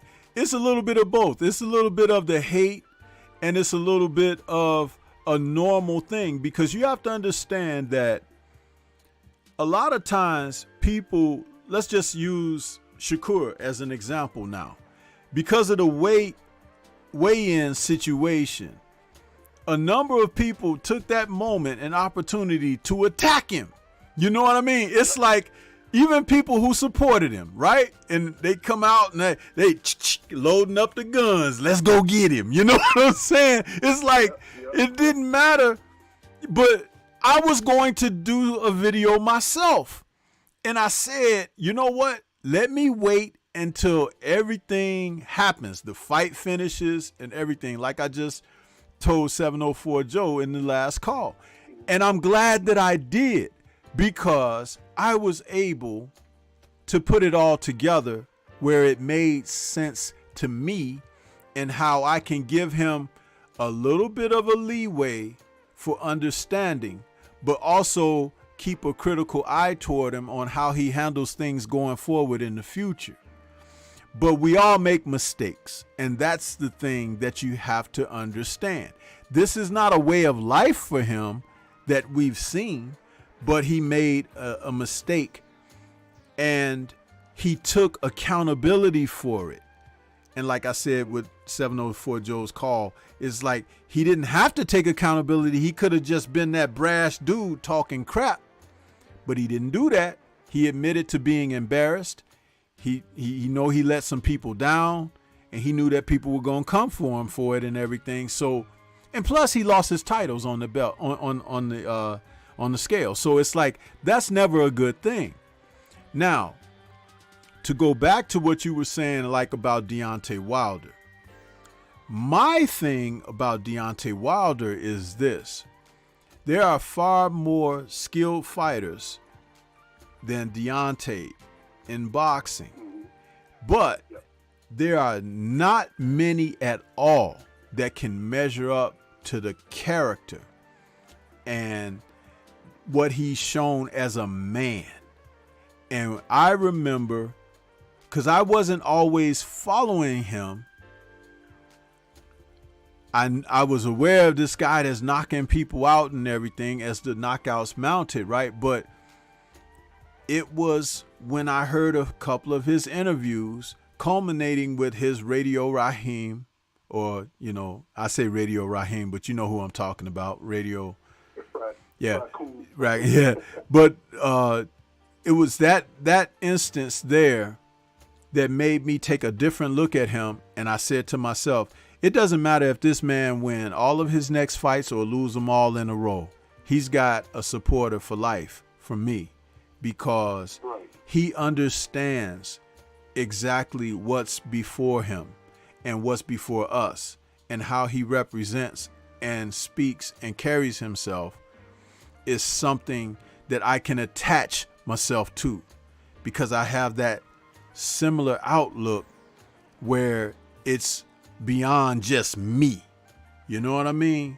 It's to move as a unit and nation and society of people. So that's what they don't like about him too. And they've come at him in different ways. And but see, what's disheartening is the people who abandoned him. See, because that happened. It happened. Now, when you talked about me and you was like, you kind of looked at me side eye or whatever, I never abandoned him. Never. Right.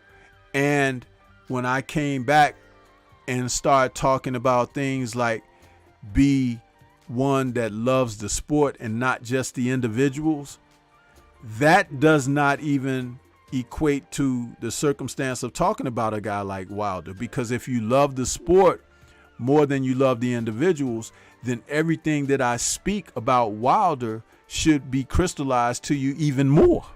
You understand? Because like I said, if the man, if he decided never to fight again, I was good with that. Because I want the best for him and what he wants out of his life and how successful he can be. That's what I want. I don't selfishly want to see him in the ring. And if he's going to take damage or get hurt or something, I don't want that. I want the best for him and his family. I've often spoken about him being the type of person that if he was of another nationality or something, they'd be making a Lifetime movie about the guy. You understand? So it's like when we come to these points, you have to understand that you speak with the same type of emphasis or strength that you would want to battle for. And that's all I've ever done on my channel. I say things sometimes that are unpopular. And it's not because I'm hating on somebody or trying to be despising. It's because I present scenarios that maybe people don't think or consider. And also, it may not necessarily be popular because the person is popular. You understand? And when it's that way, you have to point it out. I often give the example of like Evander Holyfield was on Mike Tyson's hot boxing show. And, you know, they fought a couple of times, the controversial second fight and everything with the ear bite and all of that. But Tyson asked Holyfield, his rival, a question. And the question was, Evander, why you never quit in the ring? And Evander answered straight away that left Mike dumbfounded. And it shouldn't have left Mike dumbfounded, and I'll explain why after I say what Evander said. When Evander was asked that question, he looked at Mike and said, "'Cause you ain't supposed to." He asked, "Why you never quit in the ring?" "'Cause you ain't supposed to." Now, with all of that teaching from Custody Amato, you don't think Mike was ever told that?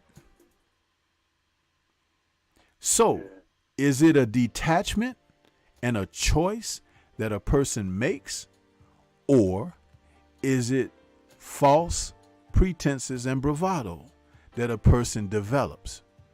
When it comes down to Mike, I think that Mike embraced what he could when he did, because there was something there that allowed him a place of comfort. But then when money and assorted individuals became a part of that process, the corrupted part of him became a part of the process even more, and erosion set in. But see, that has a lot to do with character. And in character, at the end of the day, mixed with talent, can allow a person to be tremendously successful. Okay? That don't mean you will always win.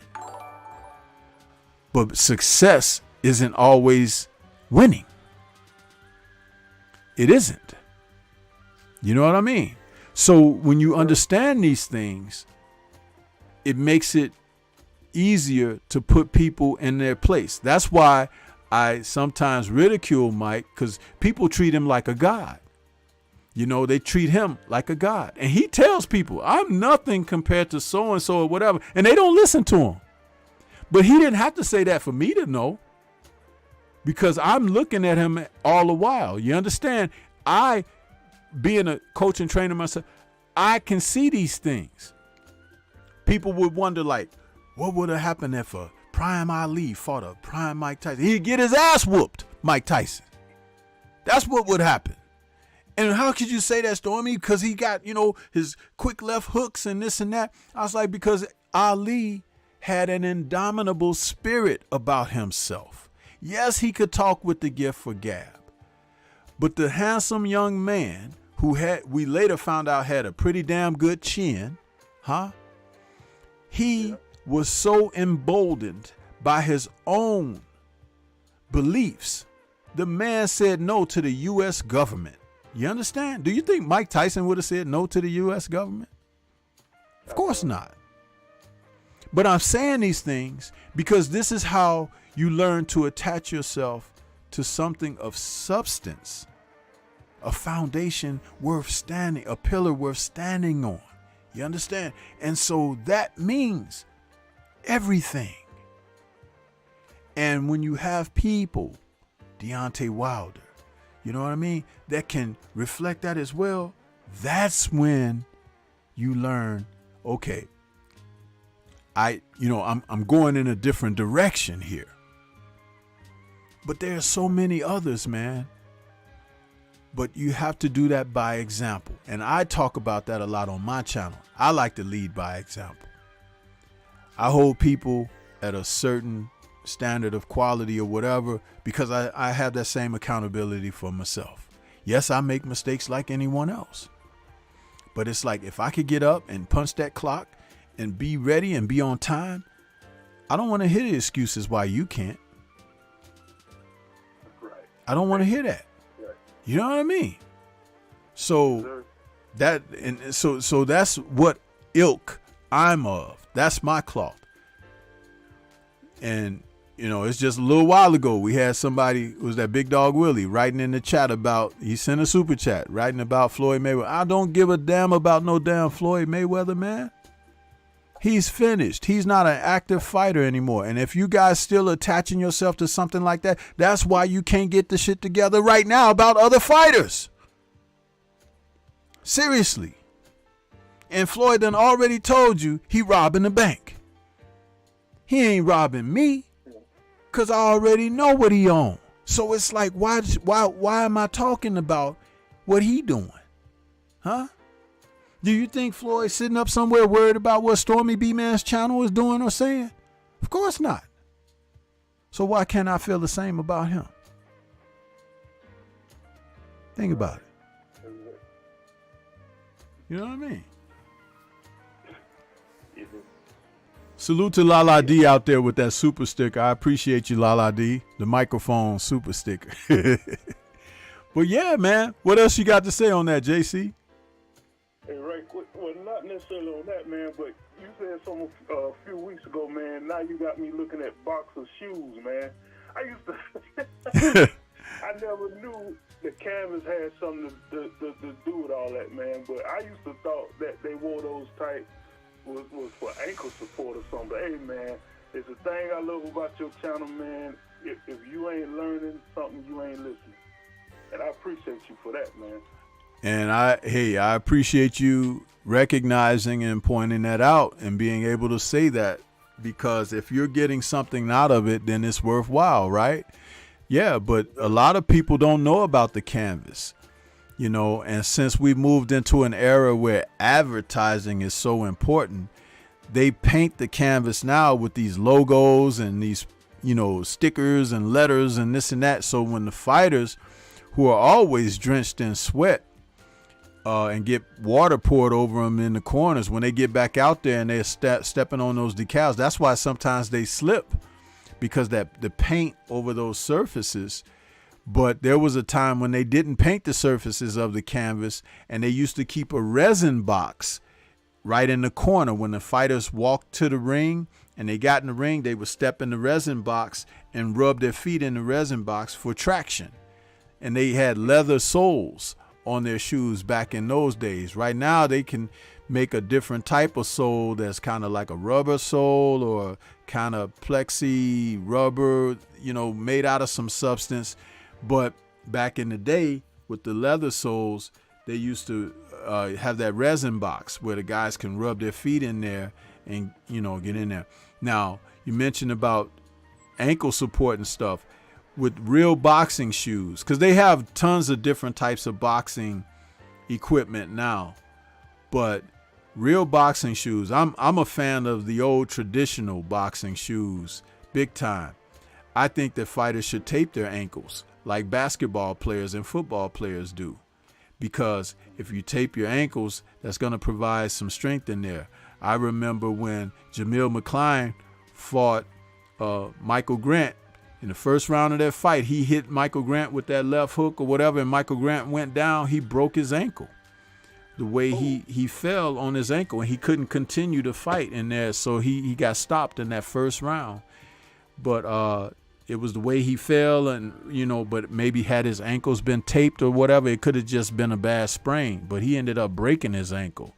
So it's things like that. You know what I mean? It's like when you learn, there's a way to do some things and do better. It's just like I'm an advocate of the gloves. I'd rather the gloves not have all that advertising on them and just be either red, dark brown, or even black. But I don't like when the guys are making the gloves match their outfits, or the commission is just giving them a old funky pair of green gloves or whatever. I don't like all of that. I like things being a certain, I call it discipline. If it's within a certain discipline, that means that it's for everybody, not the individuals. You got a guy coming in there with his custom made gloves or whatever. Isn't it a little more possible that they can manipulate the gloves, mold it around his hands and stuff like that, that horsehair and stuff be kind of not completely in the glove like it needs to be, and he might get away with being able to hit you with his knuckles more and stuff like that because these were designer gloves, specially made for so-and-so and stuff like that. You're opening up an avenue for too much stuff. Keep it basic. Huh? It's like, but these are the kind of things that people should be talking about, but they don't. They want to talk about, they favorite fighter being better than who you think. You know what I mean? Yeah. Oh man, appreciate you, man. Man, always some knowledge coming from you, bro. I'm gonna sit back and listen to the rest of the show, man. Man, again, appreciate you for being you, man. And look, man, I'm a listener for life. As long as you do the show, man, I'm here. Hey, man, I appreciate that, brother. I really do. You know what I mean? That's what motivates me to do my show. When I get people like yourself coming out and showing the support and letting me know that, hey, I'm providing information that is helping, that's helping you, or advancing something to a degree. That's what. Hey, I don't care to be the biggest channel out here or whatever. I just want to do quality content. That's what I want to do. You know what I mean? And have people respect that. You know what I mean? Because everybody ain't going to like you and everybody ain't going to hate you, But if I'm somewhere in there between and I'm keeping the thing going, that's what's important. Huh? I ain't tearing it down. I can assure you that. Yes, sir. Man, once again, man, thank you, man. I'm going to sit back and listen to the show, man. But, hey, have a good Sunday, man. I'll talk to you another day. You too, man. Thank you again for the call, and don't be a stranger, bro. I got you. All right. All right. Bye. Peace. All right. That's the brother JC in the building. Great call, man. Great call. I also wanted to say I checked here and I got from Jared 011 Green. We got let's see. Forgive me. I got a couple of notices here. Mr. Pac-Man 216 out there in that Cash App, man. He says F Pretty Girl Floyd, aka Sellout Mayweather. I appreciate that, Mr. Pac-Man 216. That's what's up, man. That's what's up, man. Yeah, we ain't worried about that dude. He ain't worried about us, is he? He always trying to come out when somebody else got something going on, trying to take away from other people's promotions and stuff like. Get that dude out of here, man. I wish one of them guys in his exhibitions go all out on his ass like Clubber Lang or something and get rid of him. He ain't gonna fight no more exhibitions because they don't know how to act. Get him. Huh? Get him. Get rid of him. Get him on out of there. That foolishness, man. Coming out there. Yeah, buddy. Some people might say, well, that's wrong to say that, Stormy. No, it ain't. It ain't wrong. It's wrong for him to keep coming out there interfering with the sport. We had 2 fight cards on yesterday, and then he comes out there with in his skirt, in his Mary J. Blige boots, Go sit your butt down somewhere with your false hairlines and everything. Get out of here, man. I don't want to even talk about this dude, man. When he boxed, he was pretty good. But those days are over. There's other people's time now. If you ain't bringing your ass back in there against Jerron Boots Ennis or Imantas Stanionis or Virgil Ortiz and those guys who are right there, they can make 154 because we know you're going to stay the hell away from Jermell, the undisputed. Go sit your butt down somewhere, fool. And that's exactly what you are. All lives matter, fool. Your career don't matter no more. You're retired. Get out of here. You know, remember how they used to throw Jazzy Jeff out of the Fresh Prince house? They used to grab him and throw him out the door. That's how they need to do Floyd. Throw his ass on out of the boxing. Get out of here. Get him out of here, as they say. Coming out there. Yeah, getting all in the way of Tank Davis' career and everything now. Tank is one of the most talented young fighters that people want to see out there. And here he is, in the way, I'm not going to let him be better than me, That dude out of here, man. Them damn Mary J. Blige riding boots and stuff. I don't even want to talk about the dude,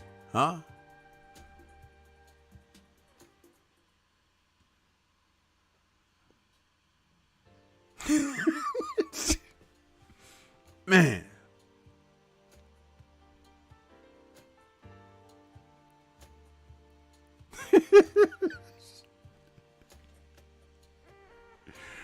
Man, I tell you. But it's been a great day, man. Great Sunday morning call-in show. You guys have been really great. Glad I was able to come out here and put the work in with you guys for this Sunday morning.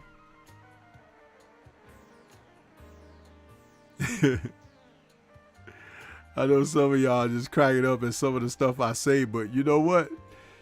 Man, tell me I'm wrong, though. It's like sometimes I just say what people think and feel. You know? Got a hater out here in Floyd.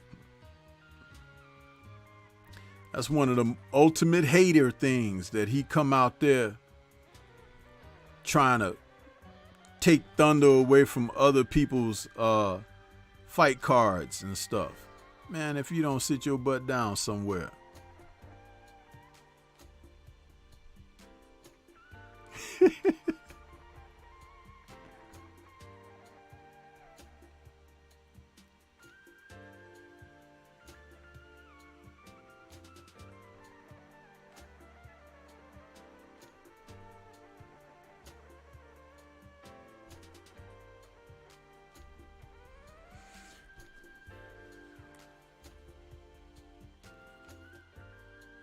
Yeah, Antonio, I know. PGA's Big Dog says hating ass Floyd hates on any young boxer. Wilder was right about him.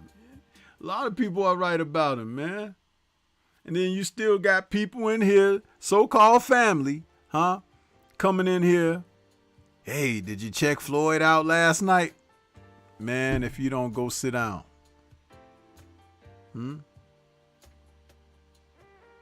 It's like y'all sitting down watching a Sunday football game, right? And somebody coming in there, hey, who won last night, the Celtics or the Spurs? Man, if you don't get out of here, we're watching the NFL. Throw him out like Jazzy Jeff out the door, like Fresh Prince. Send them flying.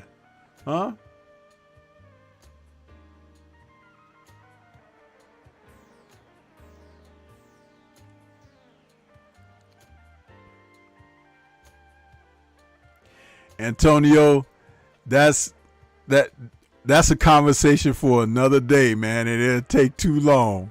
But you got me thinking. I might make that a subject for a show, huh? But yeah, that syndrome, yeah. Female tendency syndrome. That's what that is. But look here, y'all. I'm going to get on out of here. Release you guys to the rest of your Sunday. Shout out to the mighty LDBC. It's been a great one. I really appreciate everybody that came out to rock with me this morning and afternoon. Peace to all of you guys. Enjoy the rest of your Sunday. We'll be back next week with another call in. All right.